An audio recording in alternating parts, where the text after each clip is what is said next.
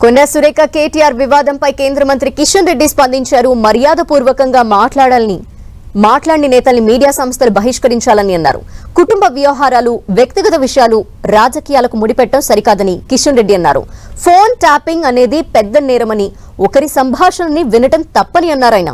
భార్యాభర్తలు, వ్యాపారవేత్తలు, సెలబ్రిటీల్ని టార్గెట్ చేశారని ఆరోపించారు. గతంలో మాజీ సీఎం కేసీఆర్ మొదలు పెట్టారని, సీఎం రేవంత్ ఇప్పుడు కొనసాగిస్తున్నారని విమర్శించారు. మాజీ ముఖ్యమంత్రి కొడుకుకు అయితే అడ్డుపు లేదని కిషన్ రెడ్డి మండిపడ్డారు.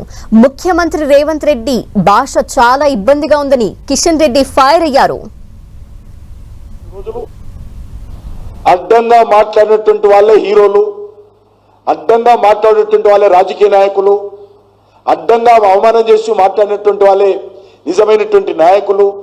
వాళ్ళకే మీరు ఫ్రంట్ పేజీలో బ్యానర్ హెడ్డింగ్ లో వార్తలు వచ్చిన రోజులు, వాళ్ళకే ఈరోజు ఈలలు కేలలు వేసిన రోజులు. దీన్ని ఎవరు మార్చలేరు. ఎవరింట్లో ఏం జరుగుతుందో ఆ కుటుంబ వ్యవహారాలు రాజకీయాలకు ముడిపెట్టాల్సిన అవసరం లేదు.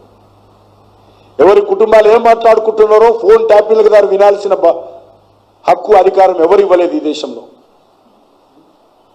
భార్యాభర్తలు ఏం మాట్లాడుకుంటున్నారో, ఒక అమ్మాయి అబ్బాయితో ఏం మాట్లాడుతున్నాడో, ఒక వ్యాపారస్తుడు ఇంకో వ్యాపారస్తుడు ఏం మాట్లాడుతున్నాడో, దేశ భద్రతకు సంబంధించినంత వరకు, లేక దేశ ఆర్థిక వ్యవస్థకు నష్టం కలిగించేంత వరకు, దేశ సమగ్రతకు నష్టం కలిగించేంత వరకు ఏ ఒక్కరి ఫోన్ కూడా ట్యాప్ చేసేటువంటి అధికారం లేదు.